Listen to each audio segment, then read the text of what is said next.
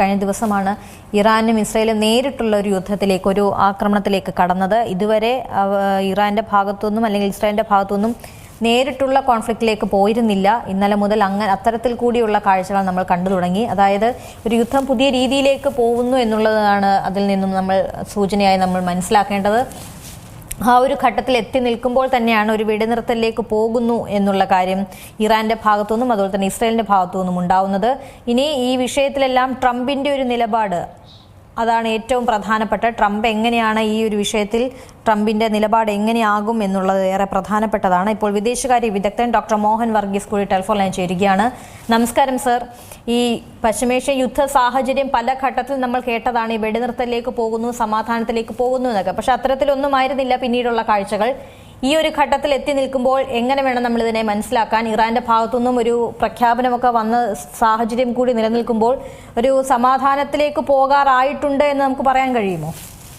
പൂർണ്ണമായി സമാധാനത്തിലേക്ക് ചുവടുവയ്പ്പുകൾ നടത്തുന്നു എന്ന് പറയാവുന്ന ഘട്ടം എത്തിയിട്ടില്ല എന്നാണ് ആദ്യ പ്രതികരണം. യഥാർത്ഥത്തിൽ സമാധാന ചർച്ചകൾ ഒരു വശത്ത് നടക്കുന്നു, മറുവശത്ത് വേണ്ടിവന്നാൽ പരമാവധി ബലപ്രയോഗത്തിനുള്ള സാധ്യതകൾ നിലനിർത്തിക്കൊണ്ട് യുദ്ധസന്നാഹം ഒരുക്കുന്നു.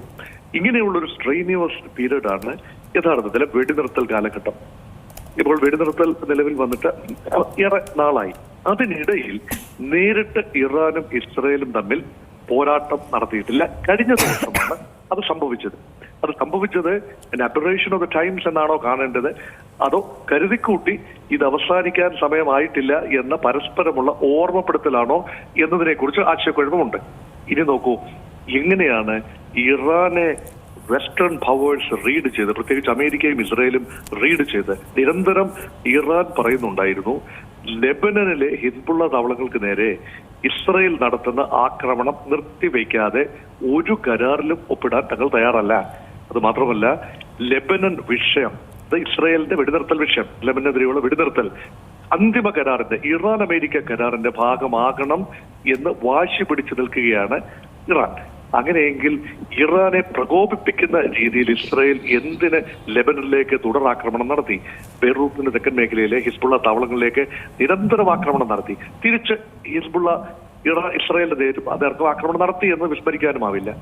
അതാണ് ട്രംപിനെ വല്ലാതെ ചൊടിപ്പിച്ചത്. യഥാർത്ഥത്തിൽ ഇതൊന്ന് പിടിച്ചു കിട്ടാൻ സാധിക്കുമോ? അമേരിക്കയിലെ പൊതുജനാഭിപ്രായം വല്ലാതെ തിരിയുന്നു. അമേരിക്കൻ സമ്പദ് വ്യവസ്ഥയിൽ തന്നെ ചില വിള്ളലുകൾ വീഴുന്നതായി, അമേരിക്കയുടെ ഓയിൽ പ്രൈസസ് കൂടുന്നതായും ഒക്കെയുള്ള റിപ്പോർട്ടുകളുണ്ട്. എങ്ങനെയെങ്കിലും ഇതൊരു പരിധി ഭേദിച്ചു നിൽക്കാതെ കയ്യിൽ ഒതുങ്ങുന്ന രീതിയിൽ ഒരു സമാധാന കരാറിലേക്ക് എത്തി നിൽക്കാം അന്തിമഘട്ടത്തിലാണ് എന്ന് ട്രംപ് ലോകത്തെ പറഞ്ഞ് വിശ്വസിപ്പിച്ചുകൊണ്ടിരിക്കുന്നതിനിടയിൽ തങ്ങളുടെ സഖ്യകക്ഷിയായ ഇസ്രയേൽ നിരന്തരം ആക്രമണം നടത്തുന്നു. അതും ഇറാനെ പ്രകോപിപ്പിക്കുന്ന രീതിയിൽ. ട്രംപ് വല്ലാതെ ക്രൂദ്ധനായി എന്നാണ് റിപ്പോർട്ടുകൾ. ഒരു ഘട്ടത്തിൽ വളരെ മോശമായ പദപ്രയോഗങ്ങൾ ഉപയോഗിച്ചുകൊണ്ട് നെതന്യാഹുവിനെ നേരിടുന്ന ട്രംപിന്റെ വാക്കുകൾ നമ്മൾ കഴിഞ്ഞ ദിവസങ്ങളിൽ കേട്ടു.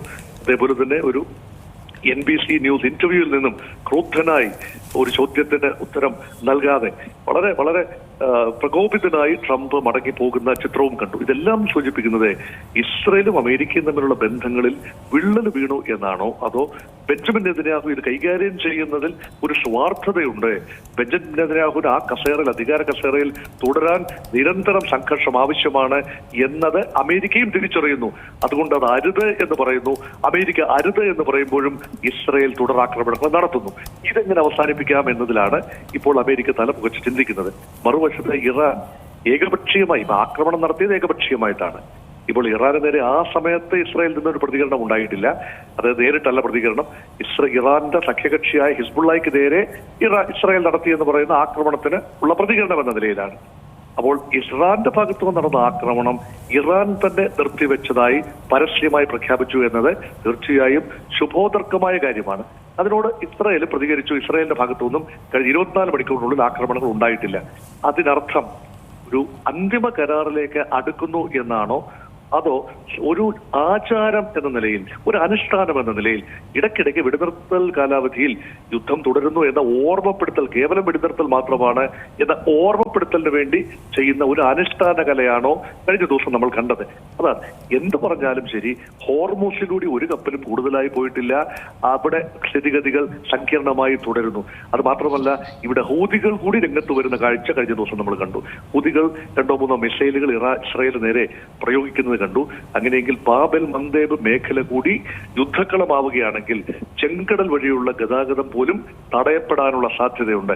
അങ്ങനെയെങ്കിൽ ഒരു ചോക്ക് പോയിന്റുകൾ ഒരു ചോക്ക് പോയിന്റ് എന്ന് പറയുന്നത് പരിഹാരമുണ്ട്. സൗദി അറേബ്യയുടെ ഉൾപ്പെടെ പരമാവധി 70% എണ്ണ സൗദി അറേബ്യയുടെ ചെങ്കടൽ തീരത്തേക്ക് പമ്പ് ചെയ്യുകയും അവിടുത്തെ തുറമുഖത്ത് നിന്നും ബാബൽ മന്ദേബ് കടന്ന് പുറം ലോകത്തേക്കോ അല്ലെങ്കിൽ അവിടെ നിന്നും മധ്യധരണ്യാഴിയിലേക്ക് സൂയസ് കനാൽ കടന്നോ പോകാൻ സാധിക്കും. പക്ഷെ അതുകൂടി ബ്ലോക്ക് ആവുകയാണെങ്കിൽ ഗൾഫ് പ്രദേശത്തു നിന്നുള്ള എണ്ണയുടെയും മറ്റ് വിഭവങ്ങളുടെയും എക്സിറ്റ് പോയിന്റ് കംപ്ലീറ്റ് ആയി അടയുകയും ഏഷ്യൻ പ്രദേശങ്ങളിൽ നിന്നും ഗൾഫ് മേഖലയിലേക്ക് കടൽ വഴിയുള്ള എല്ലാ ആഗമന മാർഗങ്ങളും അടയുകയും ചെയ്യും എന്നതാണ് ഫലം.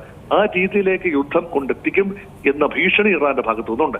അത് മാത്രമല്ല, എസ്കലേഷൻ, ലെബനന് നേരെ ഉള്ള ആക്രമണം നിർത്തിവെക്കുമെന്ന ഒരു സൂചനയും ഇസ്രായേൽ നൽകുന്നില്ല. അങ്ങനെ സൂചന നൽകാത്തിടത്തോളം കാലം യുദ്ധം തുടരാനുള്ള സാഹചര്യം തന്നെയാണ് കാണുന്നത്. ഇന്നത്തെ സാഹചര്യത്തിൽ ഡൊണാൾഡ് ട്രംപിന് എത്രത്തോളം സ്ഥിതിഗതികളെ നിയന്ത്രിച്ചു കൊണ്ടുപോകാനാകും എന്നതിനെ കുറിച്ച് ഇപ്പോഴും സംശയങ്ങൾ നിലനിൽക്കുന്നു. ശരി, വ്യക്തമാണ് താങ്കൾ പറഞ്ഞത്.